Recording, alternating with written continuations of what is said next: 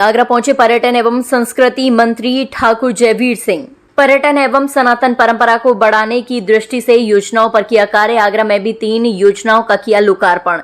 50% आगरा विकास प्राधिकरण और 50% सरकार की ओर से दी जाएगी धनराशि। पर्यटन मंत्री ने सपा सुप्रीमो अखिलेश यादव पर बोला तीखा जुबानी हमला। अखिलेश यादव की सोच और कार्यशैली को बताया बंदरों वाली।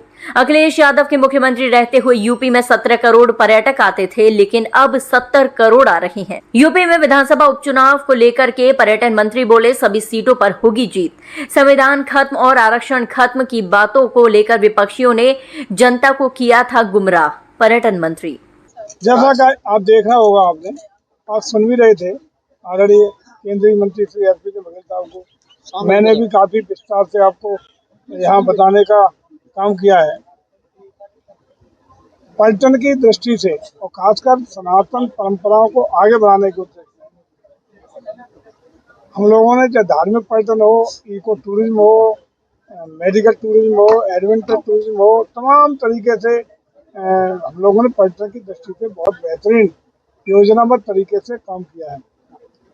जहाँ तक आगरा का मामला है, आज भी 3 परियोजनाएं। एक हमने सहभागिता योजना उत्तर प्रदेश शुरू की है, जिसका आशय है कि यदि 50% धनराशि कोई भी मानी जनप्रतिनिधि, कोई भी संस्था, कोई भी अन्य एजेंसी यदि उसको वहन करती है तो 50% पर्यटन की दृष्टि से उसको डेवलप करने का शेयर प्रदेश पर्यटन विभाग उसको वहन करेगा। इसी के अंतर्गत आज 3 परियोजनाओं का यहाँ लोकार्पण का कार्यक्रम हुआ है, जिसमें 50% का धनराशि का वहन यहाँ के विकास प्राधिकरण ने किया है और 50% पर्यटन विभाग ने दिया। और बेहतरीन तरीके से समयबद्धता गुणवत्ता के साथ तीनों परियोजनाओं का आज आपके सामने लोकार्पण का कार्यक्रम हुआ है, जिसके परिप्रेक्ष्य में आज हम और आप यहाँ डाइस में यहाँ बैठे हुए हैं।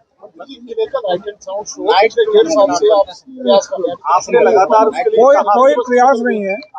मैं बता भी दूं आपको, मूल बता दूं, बिना किसी औपचारिकता के बता रहा हूँ। उसकी जो स्क्रिप्ट बना हुआ तैयार खड़ा है तो कोई दिक्कत नहीं है।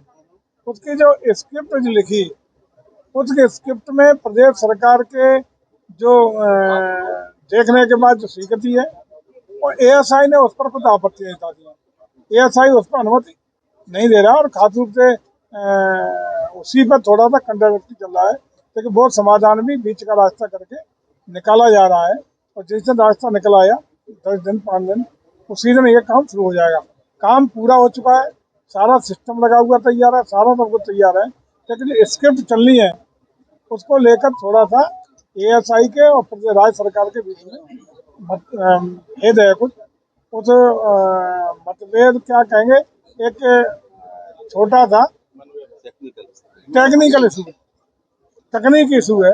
वो तकनीकी इशू को हम लोग हफ्ते 10 दिन में जल्दी दूर कर लेंगे और वो लाइट एंड साउंड का यहाँ दिखाना शुरू करेंगे। अभी माननीय मंत्री के द्वारा एक पत्र भी दिया है, आज ही मिला है, और आज ही उनको मैं जैसे कार्यक्रम खत्म होगा अपने शासन स्तर पर अपने प्रमुख सचिव को भेजूंगा। प्रदेश सरकार की ओर से प्रस्ताव ये भारत सरकार को जाना है। मैं बहुत जल्दी अपने प्रदेश सरकार की ओर से प्रस्ताव भेजूंगा भारत सरकार को, और माननीय मंत्री को उसकी प्रति भी उपलब्ध कराऊंगा। जैसे ही ये कार्य आगे बढ़ेगा तो हम तो चाहते हैं कि प्रदेश सरकार और भारत सरकार मिलकर इस कार्य को धरातल पर उतारने का काम करें। रात को 11 बजे तक ताजमहल का खुलने का कृत्रिम प्रकाशन, उसके लिए एक प्रस्ताव अभी माननीय मंत्री के द्वारा दिया गया है, आज ही अभी मिला है, उसको हम लोग आगे बढ़ाने का काम करेंगे। पहले अखिलेश यादव ने सवाल खड़े किए थे कि पर्यटक सवाल सीधे तौर पर उन्होंने सरकार पर उठाया। देखिए, सही बात तो ये है कि चूंकि सोच कार्यशैली सब कुछ बंदरों वाला ही है अखिलेश जी का। उनको बंदर ही दिखाई पड़ते हैं, बंदरों में भयभीत भी बहुत रहते हैं। तो मुझे लगता है कि उन चीजों पर गौर न करे। पर्यटन को जिस तरीके से अखिलेश जी जब उत्तर प्रदेश के मुख्यमंत्री थे 2017 तक का, उत्तर प्रदेश में पर्यटकों की आवक 17 करोड़ थी।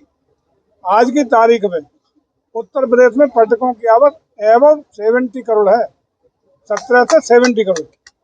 ये ब्रेकिंग दे सकते हो, ये अखिलेश जी को पूछा चाहिए। तो आपने दे दी कि अखिलेश यादव बंदर है। अखिलेश यादव बंदर नहीं है, उनकी सोच, उनकी कार्यशैली अच्छा सर, एक आखिरी सवाल, उपचुनाव को देख क्या किस हिसाब से देख रहे हैं आप? चुनाव में हम लोग देखिए सभी 9 सीटों पर मजबूती के साथ भारतीय जनता पार्टी चुनाव लड़ रही है और हमें निश्चित रूप से उम्मीद है कि जिस तरीके से संविधान खत्म हो जाएगा, संविधान बदल जाएगा, आरक्षण खत्म हुए, इसको धोखा दे करके, चीटिंग करके, जनता को गुमराह करके जो उन्होंने समर्थन ले लिया था वो स्थितियां खत्म हो गई हैं। जनता अब पूरी तरह अपने को ठहराता महसूस कर रही है और निश्चित रूप से उत्तर प्रदेश की जनता भारतीय जनता पार्टी के सभी 9 प्रत्याशियों को समर्थन देगी और बेहतर परिणाम की उम्मीद के साथ हम लोग क्षेत्र में है। मंत्री जी, जम्मू कश्मीर की विधानसभा में धारा 370 वापस लाने के प्रस्ताव पास किया गया। 370 इतिहास हो चुका है, कभी कल्पना कोई नहीं कर सकता। ये तो बेकार की अपने सच्ची लोकप्रियता पाने के लिए विभिन्न दल अपना वहाँ कर रहे हैं, लेकिन ये इतिहास के पन्नों में जा चुका। 370 का कुछ सवाल ही नहीं।